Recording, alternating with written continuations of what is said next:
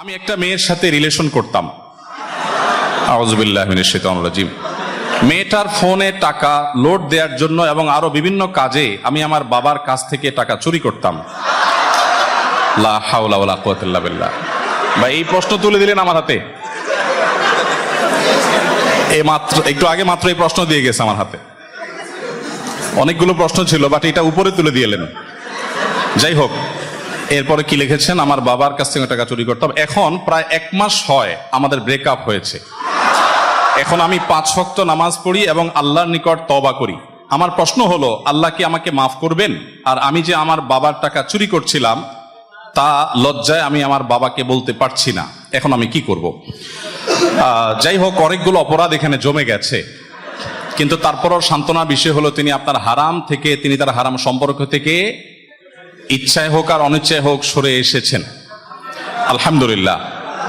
দেখুন, এই বিষয়ে আর আমরা কথা রিপিট করতে চাই না। একটু আগের যে প্রশ্ন ছিল সেই প্রশ্ন উত্তর প্রসঙ্গে প্রয়োজনীয় কথা আমরা বলে ফেলেছি।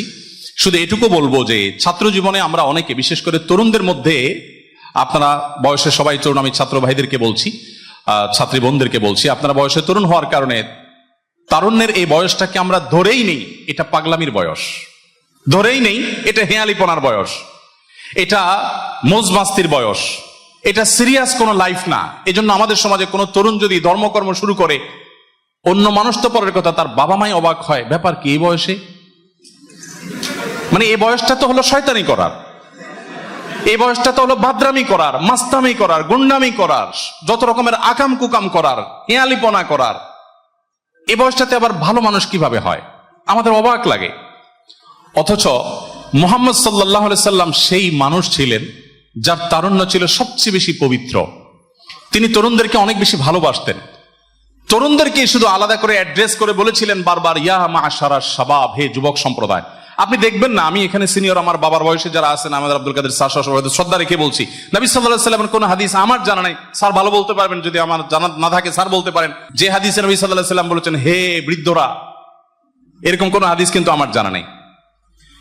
নবী সাল্লাল্লাহু আলাইহি সাল্লাম যুবকদেরকে, তরুণদেরকে অ্যাড্রেস করে করে বারবার মনের গভীর থেকে ব্যথাতুর এবং বেদনা ভরা হৃদয় নিয়ে অনেকগুলো নসিহা তিনি করেছেন যুবকদেরকে। তার মধ্যে সবচেয়ে বেশি যে নসিহা করেছেন সেটা হলো, ইয়া মা'শারাশ শাবাব মান ইসতাতা'a মিনকুমুল বা'আতা ফালইয়াতাযাওয়াজ ফাইন্নাহু লাহু আগাদ্দু লিল বাসার ওয়া আহসানু লিল ফারাজ।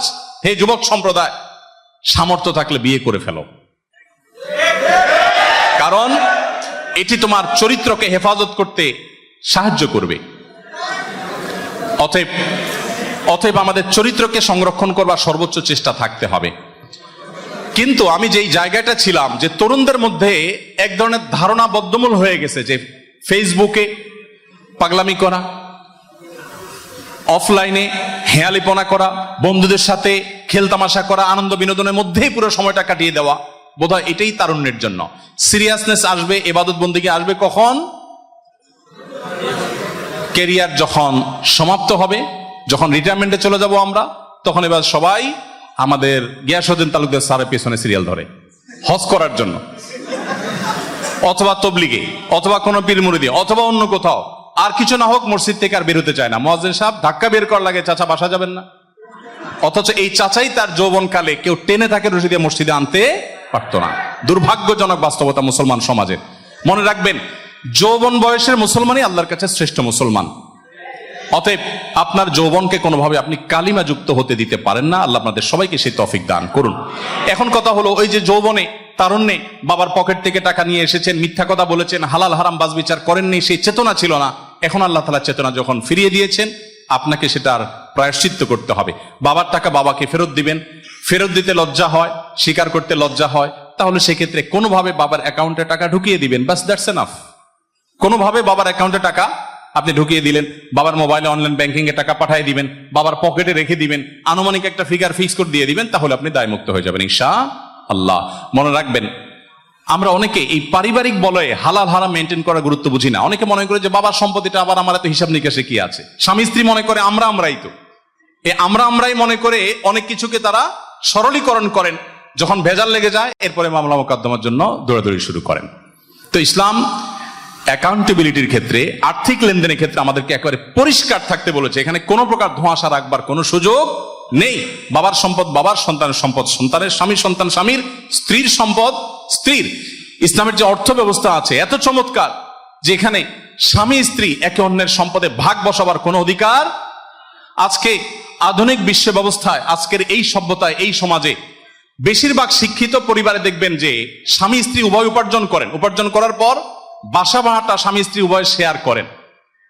অথচ ইসলাম বলেছে একজন নারী স্ত্রী হিসেবে যখন তিনি কারোর সংসারে থাকবেন, তার সম্পদ লক্ষ লক্ষ থাকতে পারে, কোটি থাকতে পারে, তিনি একটা টাকাও বাসা ভাড়া শেয়ার করতে বাধ্য নন।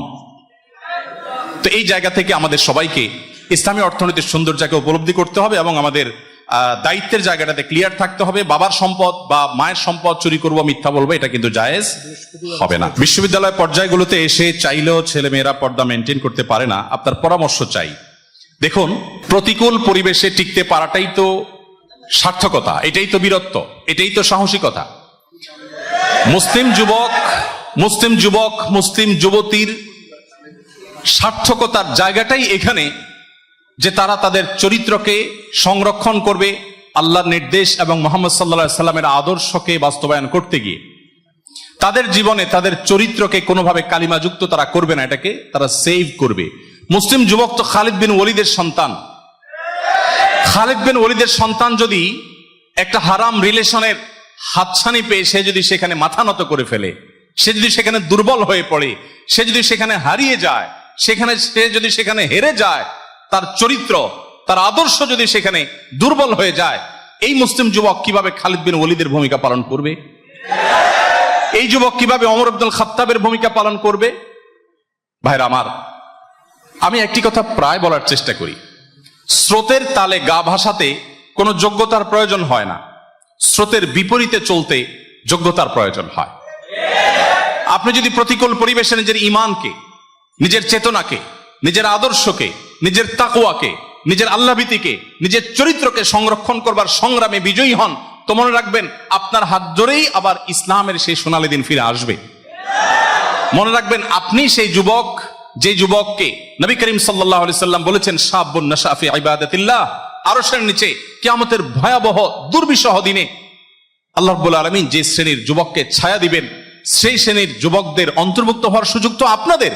কারণ প্রতিকূল পরিবেশে প্রতি মুহূর্তে আপনার নিজের সঙ্গে নিজের সংগ্রাম করতে হয়, যুদ্ধ করতে হয়। এই যুদ্ধে জয়ী হওয়া নির্ভর করে আপনি মুসলিম হিসাবে জান্নাতি হবেন কি জাহান্নামী হবেন। এই যুদ্ধে জয়ী হওয়া নির্ভর করে আপনি কি মুসলমানদের সোনালী দিন ফিরিয়ে আনতে পারবেন কি পারবেন না। এই যুদ্ধে জয়ী হওয়া নির্ভর করবে যে আপনি কি আল্লাহর কাছে সেই প্রিয় পাত্র মুসলিম যুবক হতে পারছেন কি পারছেন না। এই যুদ্ধে জয়ী হওয়া না হওয়াটার উপর নির্ভর করে আপনি কি ওমর ইবনুল খাত্তাবের ও আদর্শের উত্তরসূরি হিসাবে নিজেকে প্রতিষ্ঠিত করতে পেরেছেন কি পারেননি।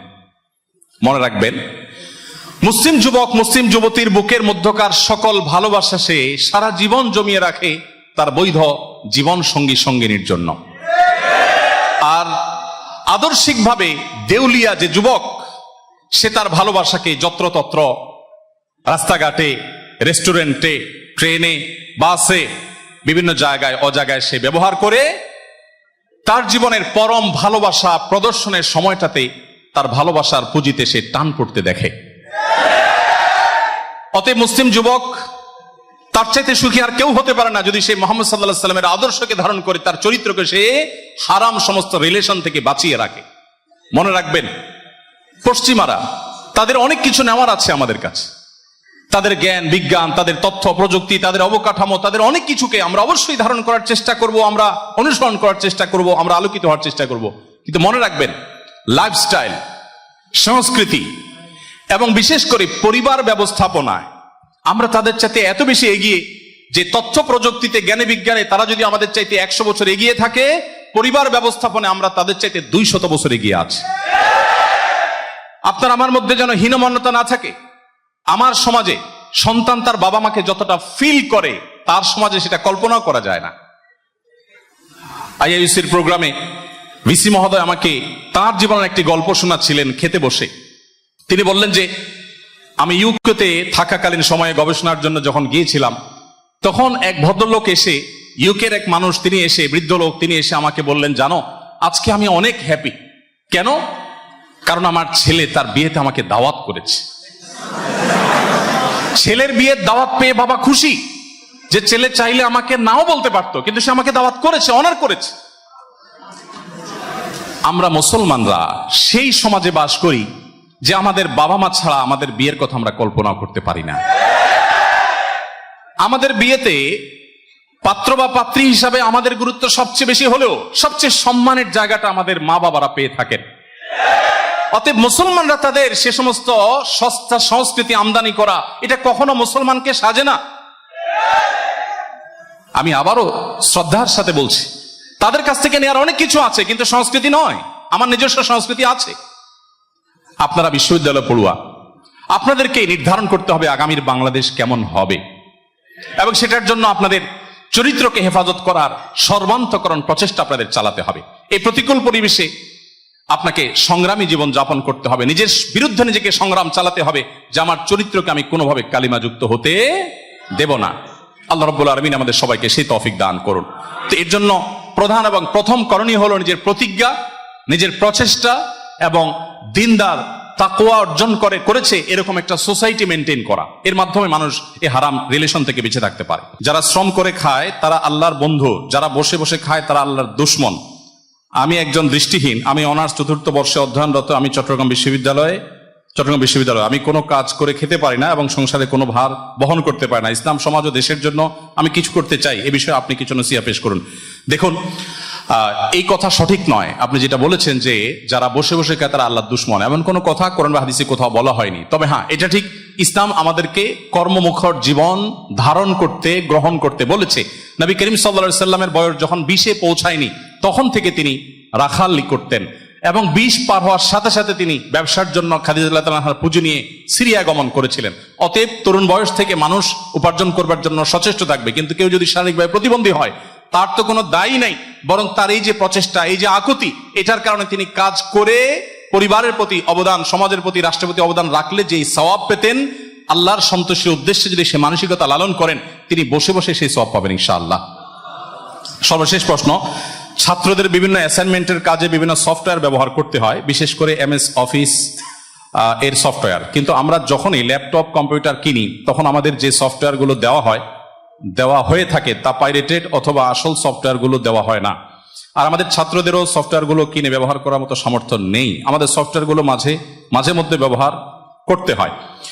এমত অবস্থায় আমরা কি করতে পারি, দয়া করে একটু বলবেন। দেখুন, এটা নিয়ে আমি নিজেও ঘাটাঘাটি করছি, কারণ আমাকে তো ব্যবহার করতে হয়। তো আমার অভিজ্ঞতা হলো যে বড় বড় কোম্পানিগুলো, তাদের অনেকগুলো কোম্পানি আছে যেগুলোর সাথে আমি আমার অফিস থেকে সহকর্মীদেরকে বলেছি যোগাযোগ করার জন্য, তারা যোগাযোগ করেছে। অনেকগুলো বড় বড় কোম্পানির সাথে যোগাযোগ করে দেখা গেছে, আমি MS ওয়ার্ডের কথা বলছি না, আর অনেকগুলো প্রোগ্রামের কথা বলছি, এই প্রোগ্রামগুলো তাদের